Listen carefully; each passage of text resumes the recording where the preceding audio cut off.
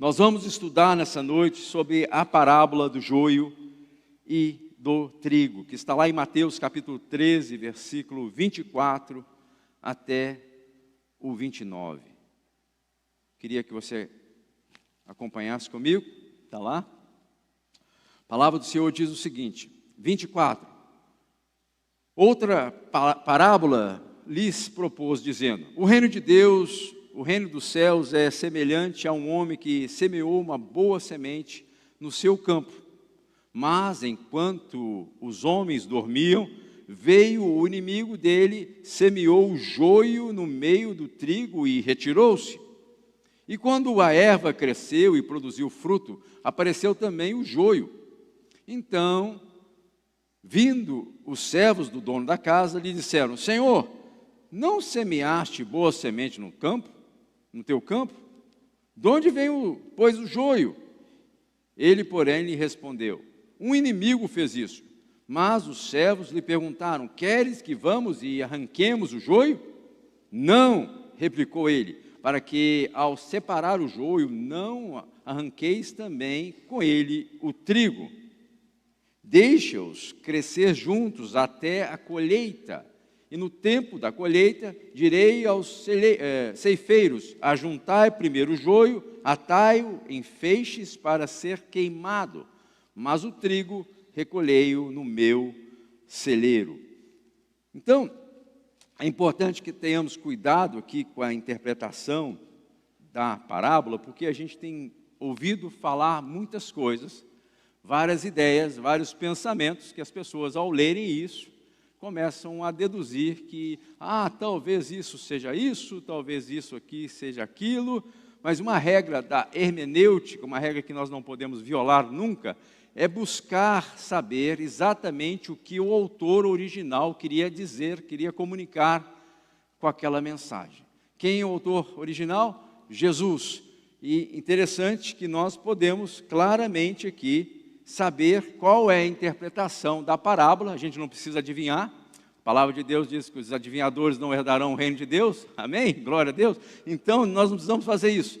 Nós precisamos olhar o que Jesus disse que é a interpretação da palavra e aprender com Jesus.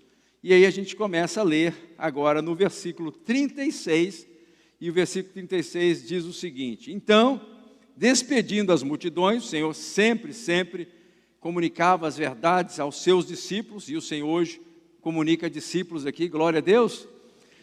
Foi Jesus para casa e chegando-se a ele, os seus discípulos disseram: explica-nos a parábola do joio e do campo. E ele respondeu: o que semeia a boa semente é o Filho do Homem. Está falando dele mesmo. 38. O campo é o mundo.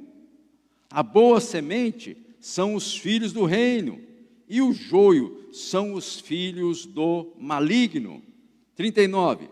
O inimigo que a semeou é o diabo. A ceifa é a consumação do século, e os ceifeiros são os anjos. Pois assim como o joio é colhido e lançado no fogo, assim será na consumação dos séculos. Mandará o Filho do Homem os seus anjos, que ajuntarão do seu reino todos os escândalos e os que praticam a iniquidade, e os lançarão na fornalha acesa. Ali haverá choro e ranger de dentes. Então os justos resplandecerão como o sol no reino do seu Pai. Aí ele faz ele deixa para nós essa palavra, ele diz assim: quem tem ouvidos para ouvir, ouça. Quem tem ouvido para ouvir, ouça. Feche os teus olhos, eu queria orar ao Senhor, para que todos, absolutamente todos, possam receber dessa boa palavra. Senhor, nós agradecemos pelo privilégio que o Senhor nos concede estar aqui, primeiramente, fisicamente. Mas eu peço que não somente o nosso físico, mas também o nosso intelecto, Senhor, a nossa mente, o nosso coração, o nosso entendimento, Senhor, todo o nosso ser, a nossa alma, o nosso espírito, sejam impactados pela poderosa palavra de Deus. Senhor, nós precisamos da Tua palavra. Sem a Tua palavra nós não podemos caminhar. Sem a Tua palavra nós não conseguimos discernir, Senhor. E eu peço, sei que tem Senhor, discípulos que estão aqui precisando de ouvir a Tua palavra, e eu peço que o coração do Teu povo, e o Senhor, a vista do Teu povo seja descortinada para que a Tua boa palavra entre em cada coração, Senhor. Em nome de Jesus é que nós oramos. Você pode dizer amém? Veja bem, Jesus vem contando a história, trazendo a explicação da sua parábola, e ele fala que ali havia dois tipos de semente. Sabemos aqui claramente, pela interpretação de Jesus, que um era o joio e outro era o trigo. E ele vem claramente explicando, veja bem, o joio é os filhos do maligno, e o trigo, os filhos do reino. Quem semeou o joio foi o inimigo, foi o diabo. Tem gente que não acredita que o diabo existe, gente. Tem gente que acha que o diabo é ficção científica, mas não, ele é real. E ele continua fazendo as suas diabruras aí no decorrer dos anos. E aí ele continua dizendo que os ceifeiros são quem? São os anjos de Deus, que queriam arrancar ali, queriam já fazer a obra. Tenho certeza que os anjos de Deus, eles olham assim a condição do mundo e eles querem atuar, gente. Eles querem fazer alguma coisa. E o Senhor fala assim, não faça isso. Porque se vocês fizerem isso, vocês vão desterrar também o trigo. Espera o tempo de Deus, que ali vai ser feito segundo a vontade do Senhor. E foi isso que aconteceu. Eu queria trazer algumas observações interessantes aqui sobre essa parábola de Jesus. Primeira observação que eu acho fundamental aqui, o crescimento dos dois era simultâneo, ou seja, o Senhor vem no versículo 30 e fala assim, deixa crescer os dois juntos até a colheita. O que é a colheita? O dia do Senhor. E aí, gente, você vai ver que a boa semente são os filhos do reino. Quem semeou foi o Senhor. Então, veja bem, quem é boa semente aqui? Glória a Deus. Você foi plantado por Deus. Foi Deus que te plantou. Foi o Senhor Deus que traz você aqui nessa noite. Foi o Senhor Deus que tem, no decorrer da sua vida, cuidado de você. É o Senhor que tem, em situações da sua vida que você não faz nem ideia. Mas o Senhor, a Bíblia fala que o Senhor, Ele dá ordem aos seus anjos a respeito daqueles que hão de herdar a salvação. Então a proteção do Senhor, o cuidado do Senhor é sobre nós. Por quê? Porque nós somos plantados pelo Senhor, e temos sido sim cuidados pelo Senhor. Mas a Bíblia fala que existe o reino, o reino de Deus, e o reino de Deus tem os seus filhos. Ele fala aqui que é a boa semente, mas também ele fala claramente que existe uma semente má. E ele determina que é os filhos do maligno. E a Bíblia, interessante que a Bíblia é bem objetiva nas suas análises. A Bíblia ela não é, como nos nossos dias, politicamente correta, ou seja, a Bíblia fala o que tem que ser falado. E ela vem, a Bíblia, de uma forma até, pedagógica, ela vem trazendo claramente, existe, e é bom que a gente entenda isso, existe os filhos do reino e existe os filhos do maligno. Existe ímpio e existe justo. Existe o bem e existe o mal. Existe noite, existe dia. Existe céu e existe inferno. A Bíblia é bem categórica, e ela vem com essa dicotomia. Por que a Bíblia faz isso, pastor? Para que a gente possa entender e se posicionar. Porque o mundo que nós vivemos é muito em cima do muro. O mundo que nós vivemos é politicamente correto. O mundo que nós estamos vivendo hoje quer trazer e quer relativizar todas as coisas, como se não existissem verdades genuínas e verdadeiras. E a Bíblia não faz isso. A Bíblia fala assim, tem o caminho largo e tem o caminho estreito. Escolhe o caminho estreito, porque o caminho largo ele vai levar à perdição. E existe prudente e existe insensato.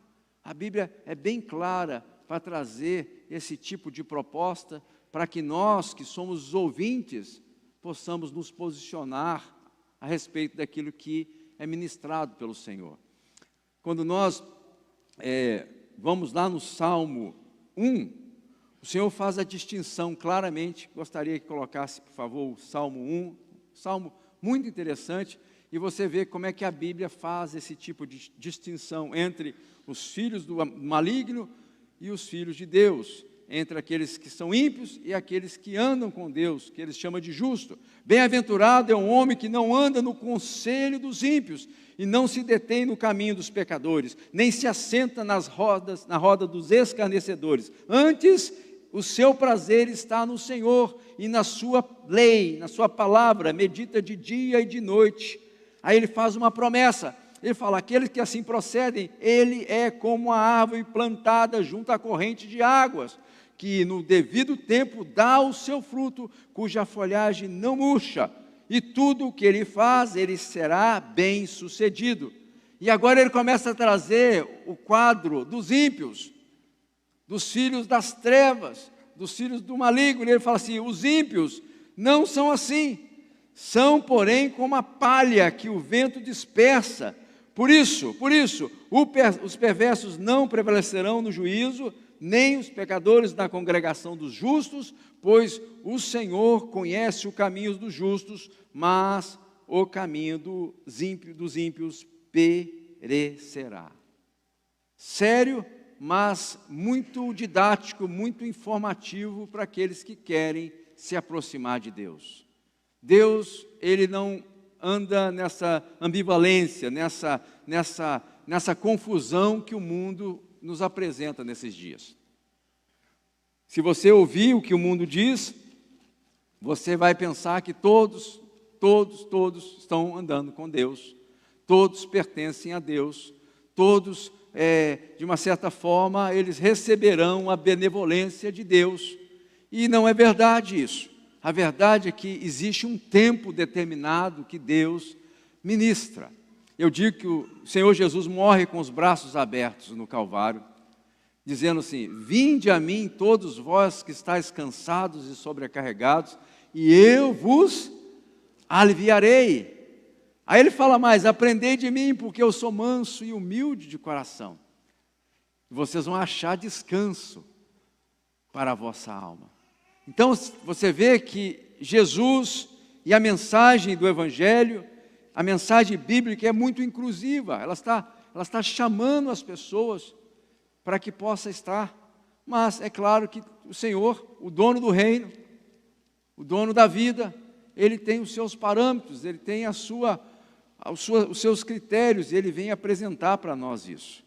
Agora, como a gente vê o avanço, o crescimento simultâneo dos filhos das trevas e dos filhos da luz, a Bíblia fala que, por causa disso, querendo ou não, a gente tem que reconhecer, nós não podemos ser cegos à realidade que nós estamos vivendo. Eu não sei se você teve oportunidade, toda hora aparece um, mas é a condição do mundo que nós estamos vivendo. Até no quadro de Da Vinci, onde mostra Jesus, nas Olimpíadas, eles já tentaram, de uma certa forma, trazer uma realidade que está ligada à forma que eles veem o mundo. Em todos os âmbitos da nossa caminhada, você vai ver que existe um avanço do mal, e nós não podemos fechar os nossos olhos para isso. Quem tem filho na escola sabe do que eu estou falando. Quem tem filho adolescente aí sabe que eu estou falando. Até quem tem filho, jovem, pequenininho, ou adulto já, a gente sabe que o mal ele está avançando de uma forma muito rápida. Porque o Senhor falou assim, vai crescer junto, vai crescer de forma simultânea, vai crescer, os filhos do reino vão crescer, glória a Deus por isso. E é necessário que nós cresçamos, é necessário que nós avançamos, é necessário que nós possamos fazer a diferença, mas nós temos que reconhecer que existe também os filhos das trevas. E aí, a gente não tem como deixar de falar quando o Senhor, lá em Gênesis capítulo 6, onde ele fala com Noé, ele fala, eu achei um homem íntegro, justo. Noé andava com Deus, a palavra do Senhor. Mas por que ele vem e chama Noé? Porque o Senhor viu a maldade lá em Gênesis capítulo 6, 5, fala assim: o Senhor viu que a perversidade do homem tinha aumentado na terra e que toda inclinação e os seus pensamentos no seu coração eram sempre somente mal perante o Senhor. E o Senhor falou assim: não, eu vou dar cabo desse negócio, não pode continuar dessa forma. E ele chama Noé para andar com ele. Então, trazendo para os nossos dias, a gente não pode negar que a gente tem visto isso acontecendo. Quem crê que eu estou certo aqui? Vocês acham que é assim mesmo? O mundo está mais assim tendencioso, né? Porque lembra que a parábola o Senhor está falando do mundo. Está mais tendencioso ao bem ou ao mal? O que vocês acham? Agora, o mal tem crescido de uma forma muito forte, muito potente. O Senhor fala assim, deixa os dois crescerem juntos. Foi o Senhor que permitiu que acontecesse isso, porque deveria um dia que o Senhor Deus ia acertar contas. Então o Senhor vem aqui, nesse exemplo que eu dei de Gênesis capítulo 6, o Senhor viu que a maldade da terra, ela crescia, que todos os pensamentos dos homens aqui eram maus, a inclinação do coração era má. E infelizmente nós temos visto isso nos nossos dias. E o Senhor vem, olha e chama Noé para andar com ele. E a Bíblia testifica que Noé era um homem justo, íntegro, e Noé andava com Deus. Agora a maldade dos nossos dias continua.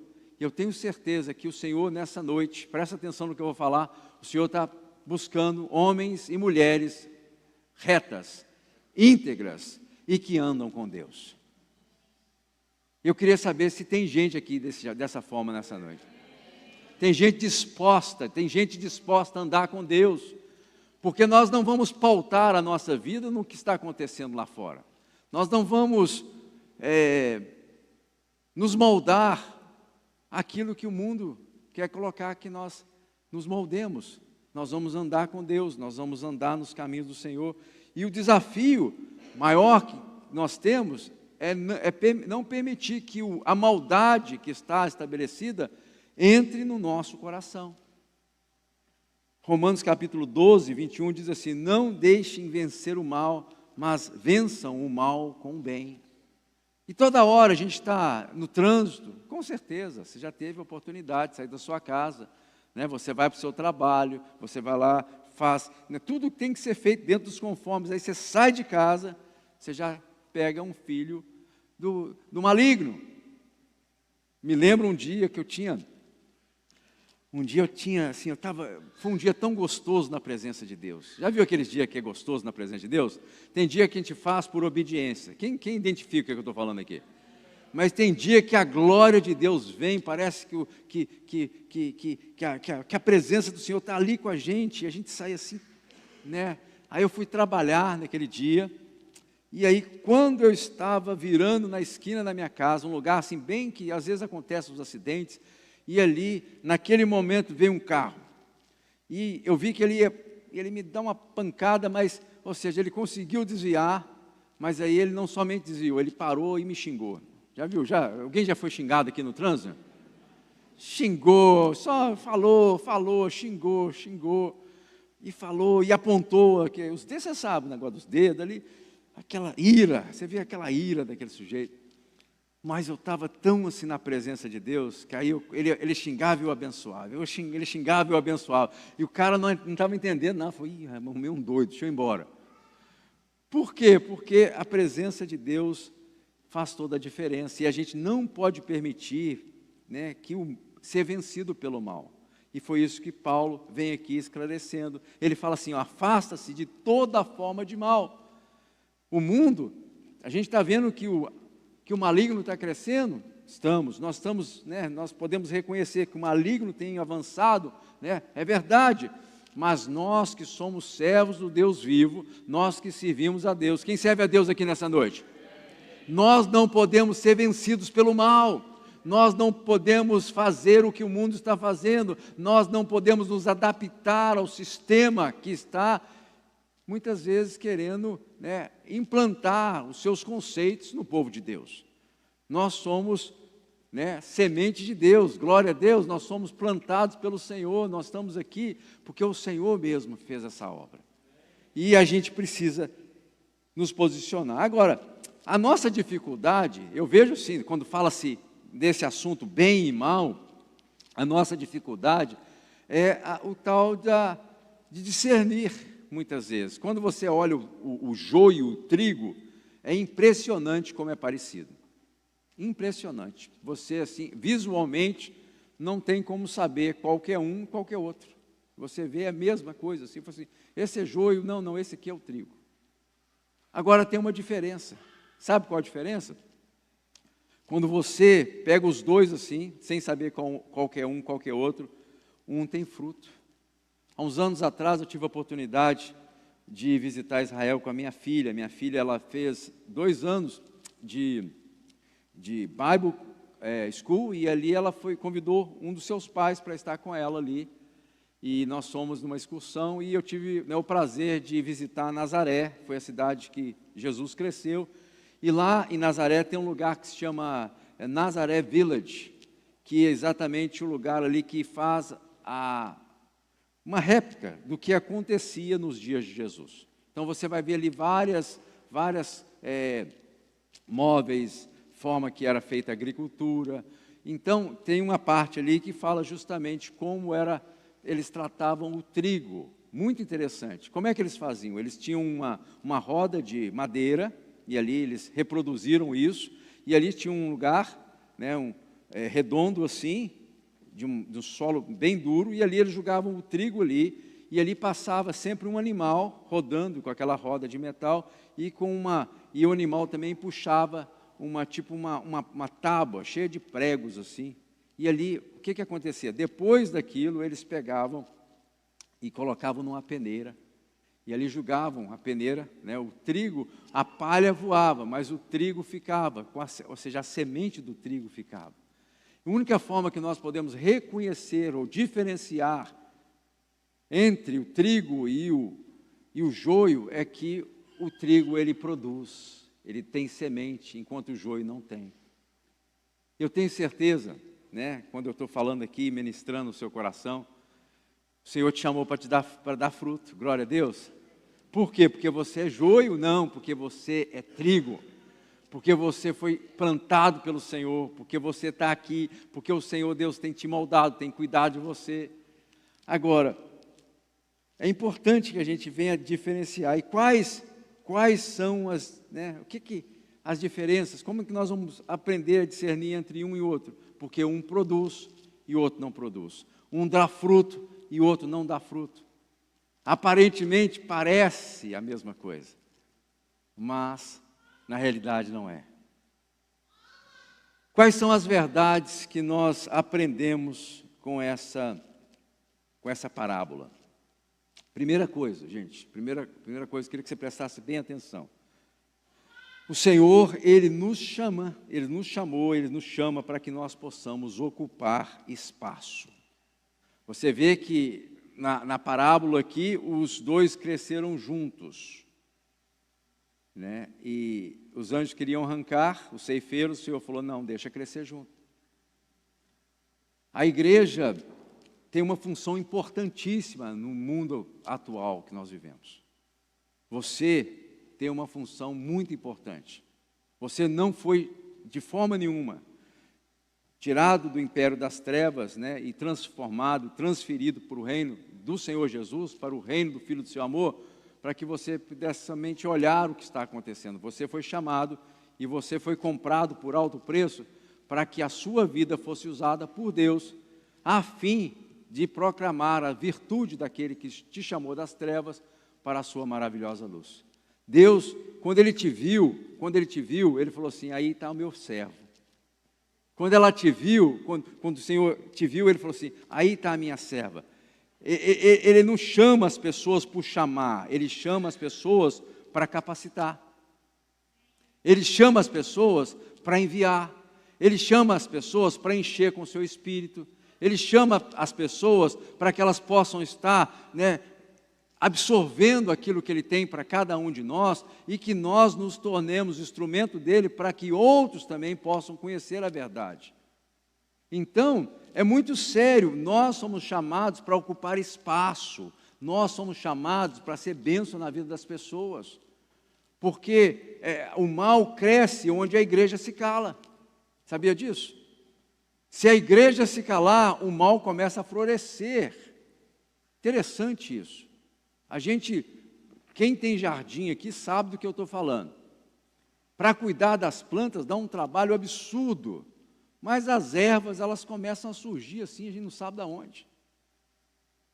Verdade ou não? Mas onde que veio? Quem plantou essa erva aqui? Eu plantei foi a flor aqui, eu plantei foi coisa boa, mas vêm as ervas. Então, é necessário que nós cuidemos. Agora, a gente não pode pensar que nós não temos que ocupar espaço, nós precisamos ocupar espaço, nós fomos chamados para crescer, nós somos chamados para edificar a igreja.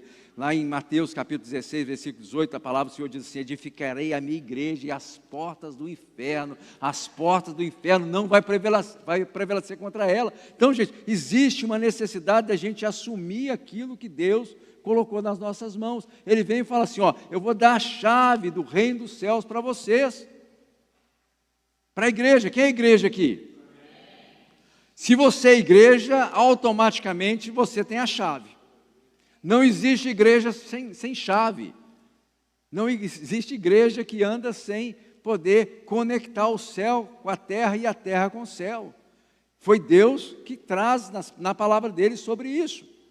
Foi Ele que nos fala. Então, nós precisamos entender isso.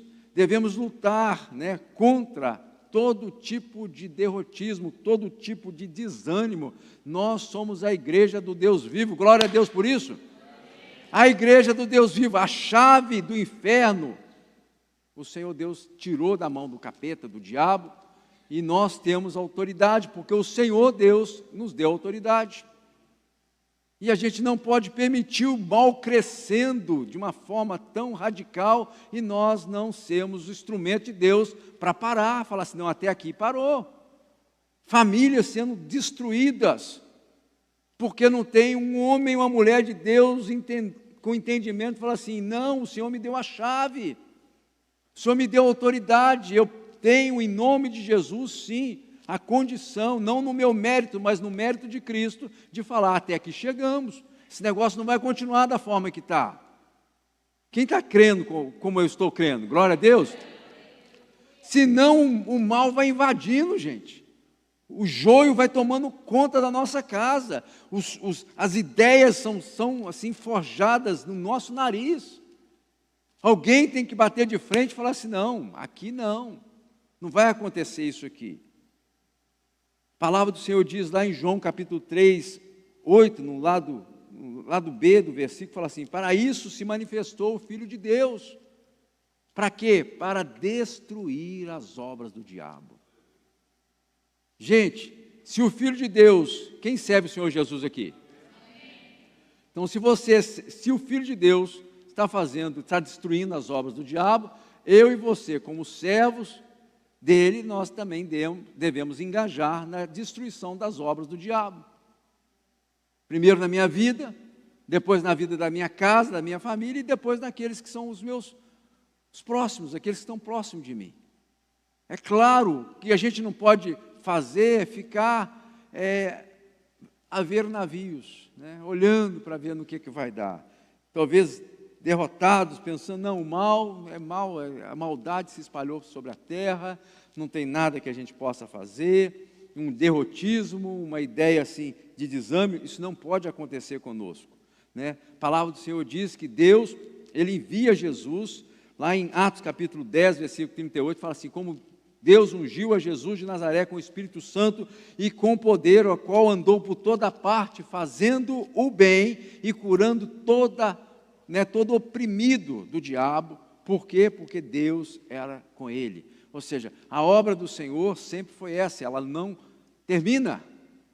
Agora, nós somos os braços de Jesus na terra, glória a Deus. Nós somos os pés de Cristo aqui na terra para fazer aquilo que Ele mandou fazer. Nós devemos ser aqueles que vamos bater de frente e não permitir que o mal se alastre. Então nós temos que ocupar espaço, seja na sociedade, seja nesse bairro aqui que o Senhor nos deu, seja naquilo onde o Senhor te plantou, preste atenção, onde o Senhor te plantou, é necessário que você seja um instrumento dele ali. Você está disposto a receber esse desafio? Então o Senhor te plantou naquela veia, que a lei você fala, mas naquela veia não tem jeito. Aquela veia muito, aquela mulherada só escuta música mundana, pastor. É só, cada música eu tenho que colocar um negócio assim no meu ouvido para mim não escutar, para mim também não ser contaminada. Né? Ou você está naquela veia que é só conversa chula, só conversa que não tem a ver com nada. Deus te plantou nesse lugar para que você seja boca de Deus naquele lugar. Ah, mas eu não sei o que falar. Peça sabedoria a Deus, que a todo dá. Agora peça com fé, porque Ele não vai dar nada àquele que pede sem fé. Eu sou fruto de uma venha. Quando eu cheguei para trabalhar, vindo do Brasil, depois de 9 meses já, assim, quase morto, por causa da vida que eu estava levando, quando eu chego aqui na América em 2092, já nem sei mais, gente. 1900 e bolinha. Eu cheguei aqui em 1990. Foi 1903. 1993. É isso aí. Aí tinha um sujeito sentado na van e falou assim, mas deixa eu te falar uma coisa, você precisa conhecer Jesus. Você conhece Jesus? Eu falei, não, quem que é Jesus? Conhecia Jesus. Jesus, quem que é o Jesus? Jesus da Bíblia? Conheço. Gente boa, né? Gente boa. E esse sujeito começou a me falar sobre o Evangelho, começou a me falar sobre as questões da Bíblia. Eu, como bom católico que eu era, eu falei assim, esse sujeito está me dando trabalho demais. Eu não quero saber de ouvir essas conversas, não. Eu quero fazer meu trabalho. E onde saiu esse chato? Porque a gente acha o cara chato, né? Mas esse chato fica me incomodando. E eu, sim, pior que o cara era chato mesmo, ele não desistia de mim. E eu tentava desconversar, falei assim, vamos falar de outro assunto? Esse assunto não está caindo muito bem. E eu fazia de tudo. Até o ponto de eu fui lá na casa do padre, bati lá na casa paroquial, falei assim, padre, estou com um sujeito lá no meu trabalho que deve ter trabalho demais. Toda hora ele quer falar sobre esse assunto de Bíblia, eu não sei nada sobre a Bíblia, mas ele fica me insistindo, me cutucando, me falando, e eu não sei como é que eu vou lidar com ele. O padre falou assim, filho, fica tranquilo. Nossa fé, ela é embasada na Bíblia, mas também é embasada em tradições. Então, não tem condições de você ficar conversando com ele sobre esse assunto. Só deixa quieto, que ele vai esquecer de você. Eu achei que ele ia esquecer, mas não esqueceu de mim. E ali foi falando. Até que eu falei assim, sabe de uma coisa? Eu vou investigar o que esse cara está falando, porque eu não aguento mais esse sujeito na minha vida. Nessa investigação, hoje aqui estou. Glória a Deus por isso. Agora, gente, deixa Deus te usar.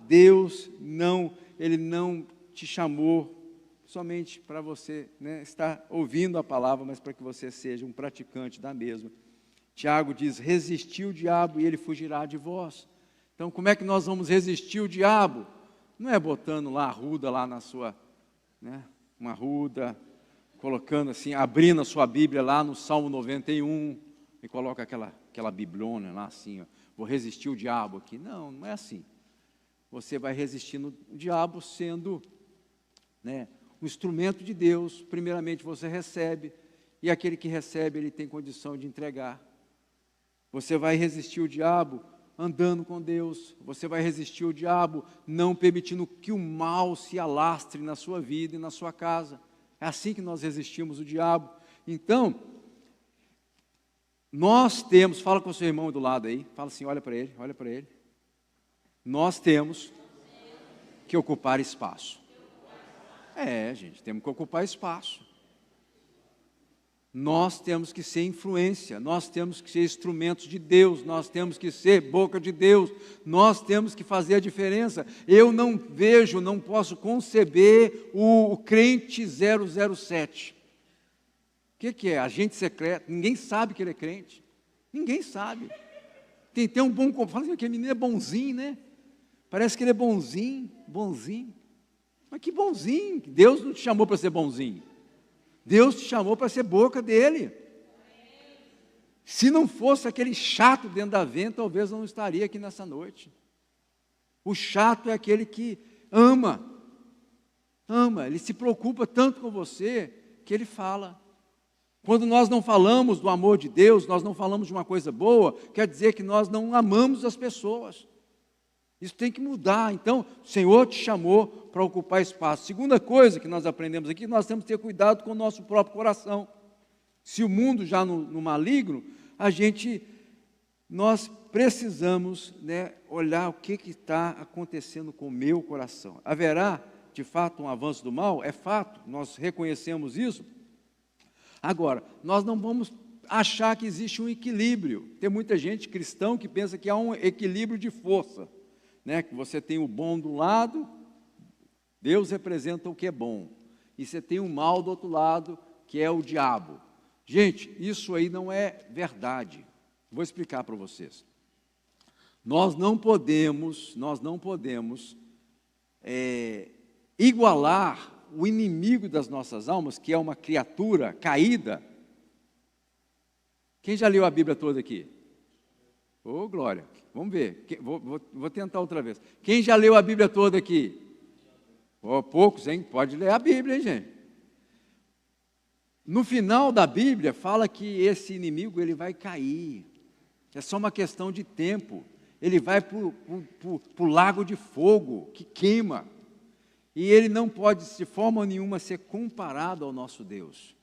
Ele é uma criatura caída, e ele tem um dia já determinado que o Senhor vai arrancar ele. Glória a Deus por isso, né? Então, não pode pensar, a gente tem essa ideia muito cristão, que pensa que existe tem até aquele símbolozinho, quem conhece aquele símbolozinho assim? Preto de um lado, tem um pontinho branco, branco do outro, tem um pontinho preto. Gente, isso é uma doutrina errônea. Isso não é bíblico, não tem nada a ver com isso. O que estranha, o que traz estranheza é que muito crente pensa dessa forma. Então, nós não podemos dar esse mérito ao cão, tá? Ele é cão, ele é inimigo das nossas almas, ele tem o tempo dele e ele vai achar o que ele merece. Agora, nós não podemos nos tornar complacentes. O que é complacente? Preguiçoso. O mundo já no maligno, a situação já, o campo está cheio de joio, pastor, não tem mais jeito.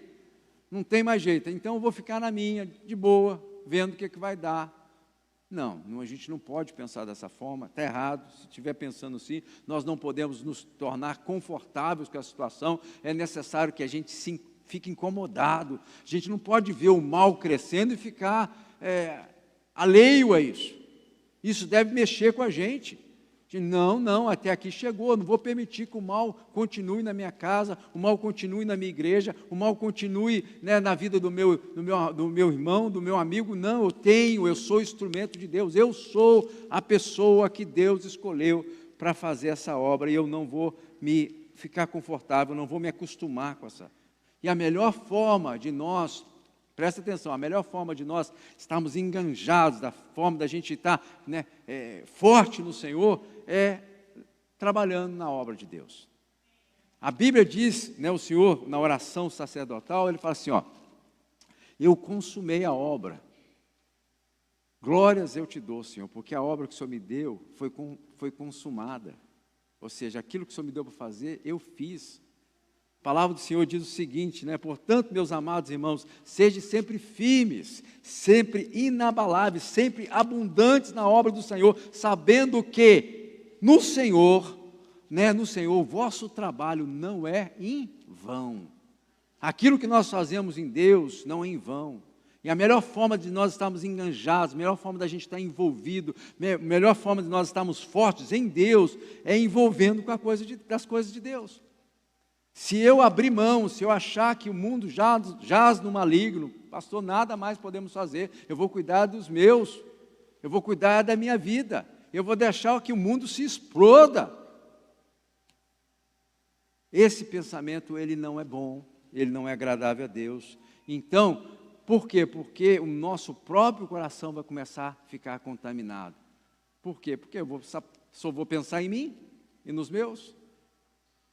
O meu vizinho não está fazendo a diferença para mim, é o meu vizinho, não é a minha vida, é a vida dele. E a gente começa a ter esse tipo de pensamento que não edifica, que não constrói, que não é bom. A melhor forma de cuidar do nosso próprio coração é a gente se envolver com a obra de Deus. Quem crê dessa forma? Terceiro ponto que nós aprendemos com essa parábola é que se aproxima o dia. Gente, está mais próximo hoje o dia do Senhor do que o dia que nós cremos. Glória a Deus por isso. Então, mas agora há um pensamento muitas vezes que a gente pensa assim: vou levar minha vida, vou cuidar da minha vida, vou fazer o que tem que ser feito, mas parece que o ímpio, ele faz as coisas más e ele prospera. Eu vejo essa pessoa, não serve a Deus, a pessoa só faz besteira, parece que tudo dá certo na vida dela, parece que ela tem mais saúde, parece que as coisas vão funcionando cada dia, ela consegue prosperar muito mais rápido que nós que servimos a Deus. Então esse pensamento, ele vem justamente batendo de frente com aquilo que Deus fala na palavra dele. Ele fala lá no 43, na explicação de Jesus sobre a parábola: então os justos resplandecerão como o sol, e no reino do seu Pai. E quem tem ouvido para ouvir, ouça isso aí que o Senhor está falando com você, que fica pensando dessa forma. Em Malaquias, capítulo 3, versículo 13, escuta bem a palavra do Senhor. O Senhor dizendo e confrontando aquele povo: as vossas palavras foram duras para mim, diz o Senhor, mas vós dizeis: que temos falado contra ti? Vós dizeis: inútil é servir a Deus, que nos proveitou termos cuidado de guardar os seus preceitos e andar de luto diante do Senhor dos exércitos?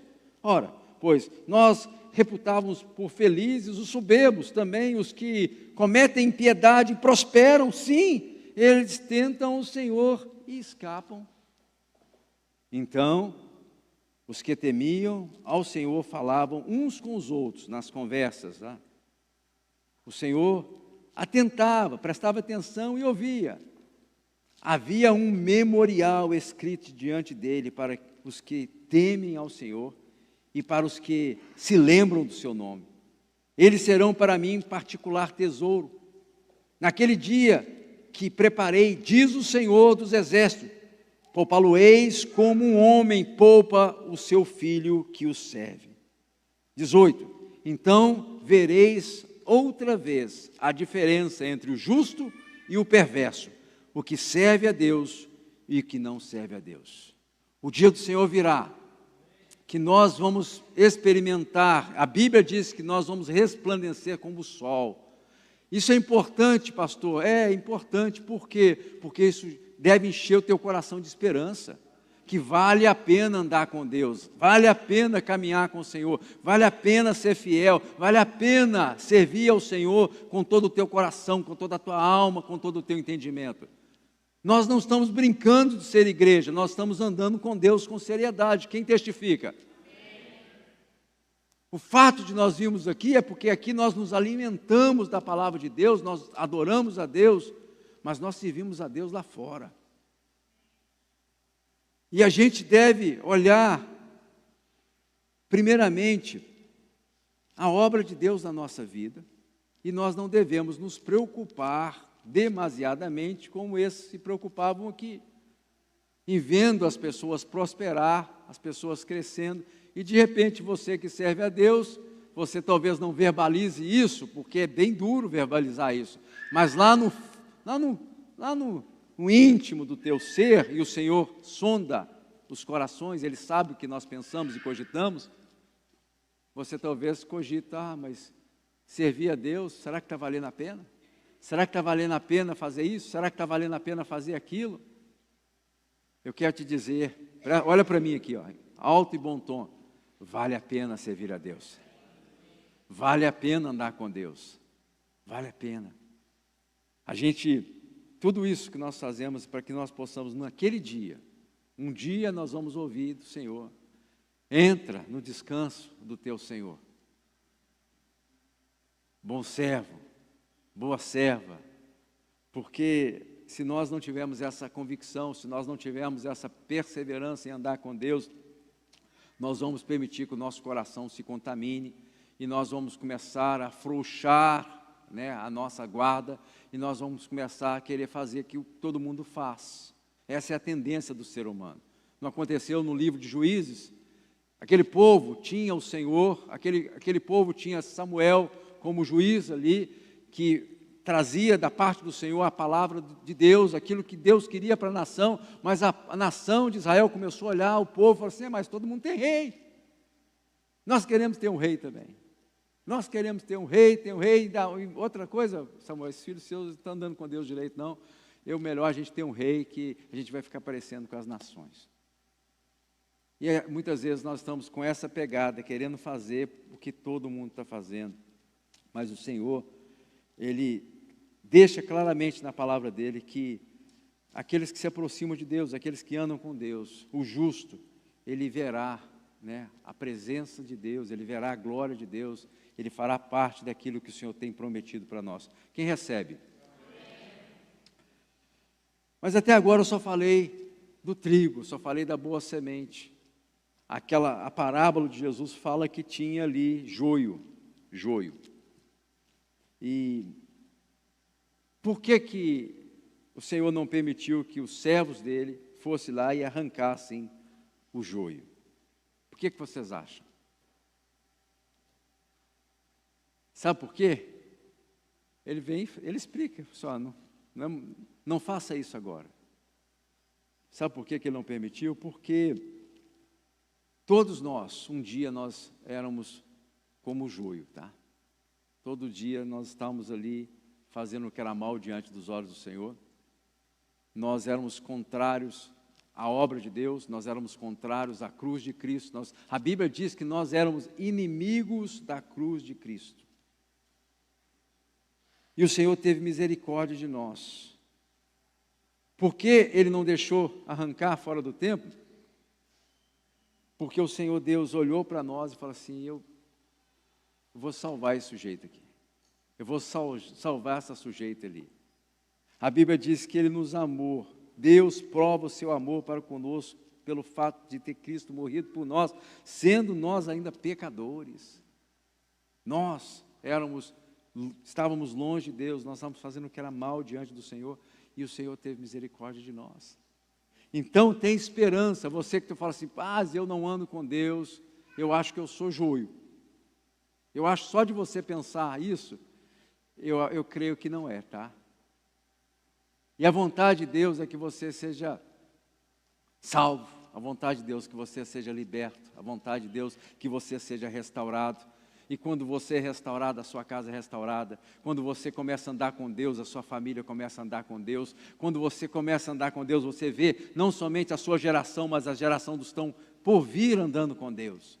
Isso é tão gratificante, isso é uma recompensa tão grande. Já nessa terra, o Senhor já começa a nos entregar, né, dádivas, recompensas que nós não temos como nem imaginar.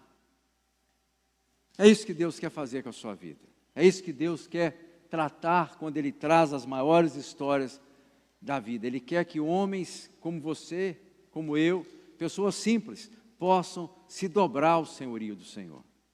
A Bíblia nos ensina claramente que nós não temos a mínima possibilidade de alcançar a salvação se nós não passarmos pela cruz. O Senhor Jesus fala: eu sou o caminho, a verdade e a vida. Ninguém, absolutamente ninguém, chega até o Pai senão por mim. Então, não é que um é melhor do que o outro, não é um faz, o outro deixa de fazer, um é mais fiel, o outro... Não. Nós precisamos passar pela cruz. Nós precisamos passar por esse caminho. E qual que é o impedimento muitas vezes? Porque nós preferimos o caminho largo, nós preferimos um caminho espaçoso, mas a palavra de Deus fala que esse caminho, ele leva à perdição. Agora, ele fala assim, entra pela porta estreita, porque estreita é a porta, né? Apertada é a porta, estreita é o caminho que leva à vida. Gente, a Bíblia também diz, o que vale um homem ganhar, né, o mundo todo e perder a sua alma? Faz sentido isso?